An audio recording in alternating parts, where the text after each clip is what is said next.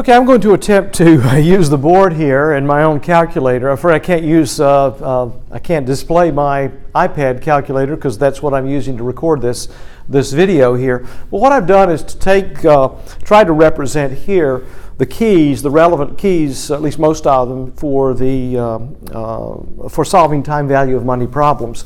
The primary row of keys we're going to use are these right here.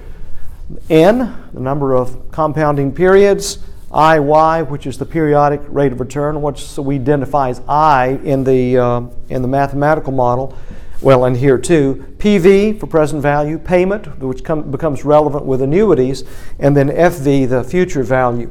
There's also a compute key, enter. This is a shift or second key. It's actually gold on the calculator itself, and this shift key allows you to access certain, applications or uses. For instance, the clear TVM shows in gold up above anything that appears in gold lettering above the keys is accessible with this shift or second key here. Well, let's go back to the example that we started with, and that was here's the usable form of that basic future value of a dollar application. PV is equal to PV. FV is equal to PV, and then here's the calculator inputs. So we remember that first application, or first problem we looked at, PV was $10,000. We identified N as, 5 periods. Let me write that in. N equals 5, I equals 10%. And when we solve for that, we've used the mathematical model and got 16, 105, 10. Well, now we're going to solve for that using the calculator. Now, one of the first things you want to do generally in starting a new problem is to clear out the registers, the time value of money registers you're going to see as you go from one problem to another. You may have values in here from a prior problem, and just to be safe, it's good to clear out, start with a clean slate. So that you don't maybe have other numbers from old problems that are hanging around and causing you problems with the current problem. So here we have present value. So to clear out, by the way, that calculator, shift key and then hit the FV, the future value button, and what that does is actually access the clear TVM. It's clearing out all of these registers here, numbers that you maybe aren't aware that are in there. So it zeroes all those out. Now, once you've done that, now we can input these values for this problem. The present value, $10,000. So what you would do is key in $10,000 and then press the PV key to install that value into that cell, that register. N is 5, so key in 5 and then press N. And here's something to be very careful about. Next comes the interest rate. Don't key in 0.10. The calculator assumes that you are going to input these any interest rates or any rates of return, any inputs in percentage form, not decimal form. So 10% is not 0.10, it is 10 point. So key in 10, 10. And then hit I, and that installs that rate of return, that interest rate in this case, into that register. Okay, well, you've got zeros in anything else, so it's time now, once you've input those, to tell it to compute, and then specifically future value. So compute, and then future value, and then the display will show $16,105.10, okay, which is the answer we found mathematically. If you do the same thing with the other instances that we used, the quarterly compounding was 2.5% was I, and N was 20. And then with the monthly compounding, it was a little bit uglier number. But anyway, you'll get the exact same results as you do here. The calculator just saves us some of the headaches. Now, it's not that big a deal probably to use this mathematical formula, but I've said before, well, we're going to very quickly go from solving for a future value, kind of the obvious result here, to any of these other values. And that's especially going to be, using the calculator is especially helpful when we get over here to these annuity problems, because you can see those get pretty hairy.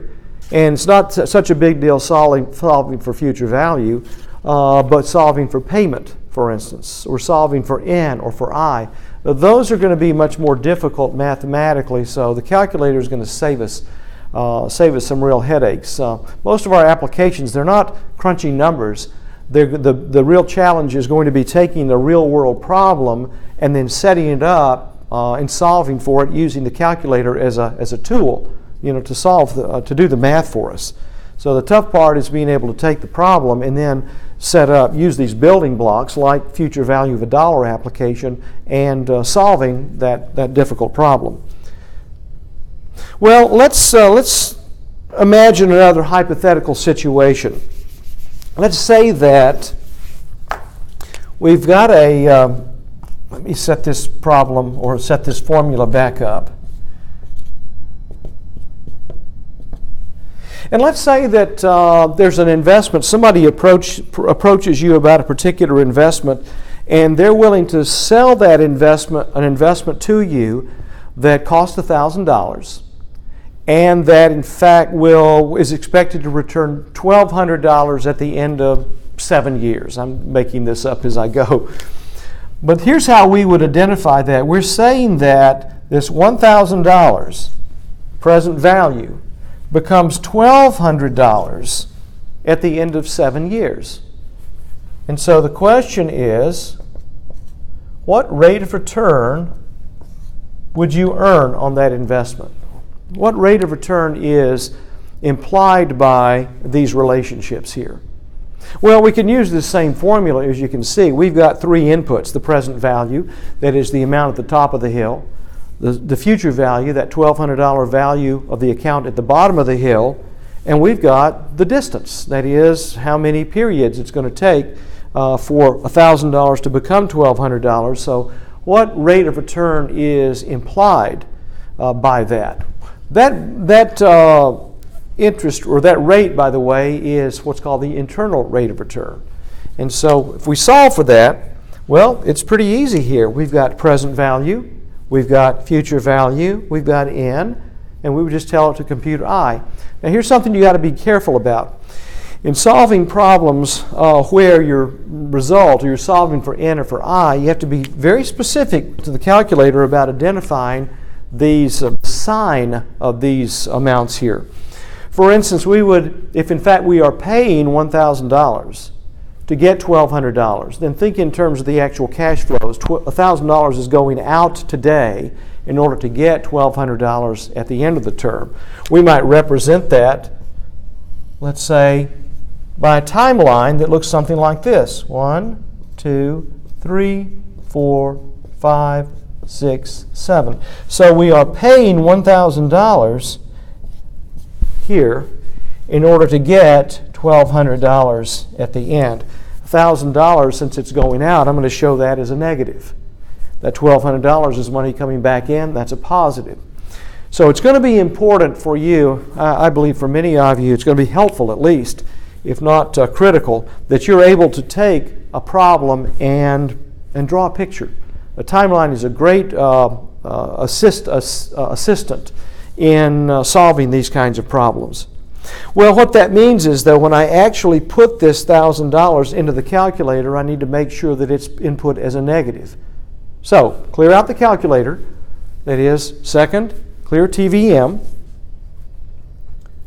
and then input these values.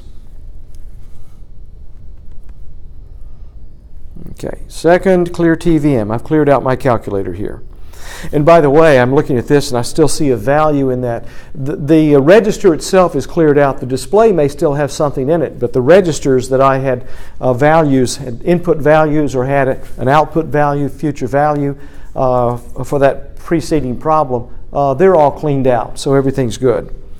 Now, let's see, $1,000, and I can either input that as a negative, like hit the negative sign and then input 1,000, or I can put in 1,000 like I do by force of habit, I suppose, and then down at the very bottom key, there's a key, a plus or minus key. That's a change in the sign key. So I've got 1,000 in there, and I hit the change sign key. Now, once I've done that, I need to input that as present value. And you know you've done that when it says PV equals, and then you see the negative $1,000 with all those however many decimal places you've specified when you formatted your calculator. Now I've got that in, $1,200. That's my future value, and that goes in as a positive because that's money that I'm getting from the investment. So that's $1,200. 7 is N. Okay, and then compute I. And it tells me I is equal to, didn't leave myself much room here, 2.64, and that's a percent. In other words, that investment, $1,000 paid or invested at time 0, in order to get $1,200 at the end of 7 years, that provides a return, or represents, that relationship represents a return of 2.64% annually. Is that a good return? Is this a good investment? Well, it really depends on your required rate of return. There are 2 basic ways to evaluate any investment. One is by estimating the value and comparing to the cost. If it's worth more than it costs, it's a good one.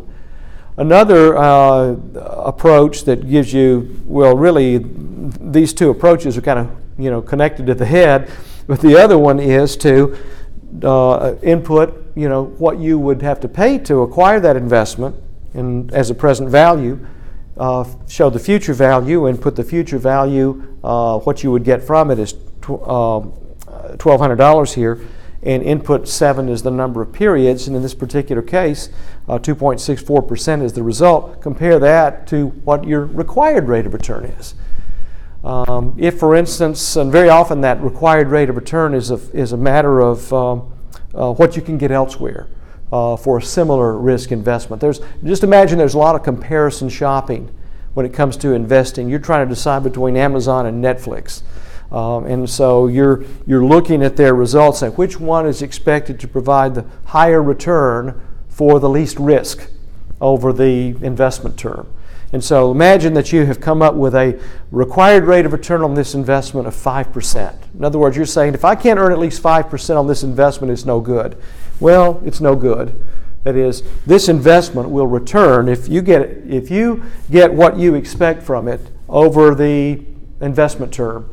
You're going to earn 2.6% annually on that investment.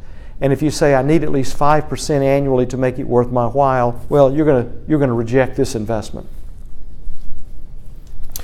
We're going to go from here to present value of $1 and look at some applications there and continue through the snowball sheet. As I've said before, I belabored this first application a bit because we've got a number of principles and, of course, explaining the importance of the definitions and how to use the calculator. So it'll move a bit more quickly on these other applications.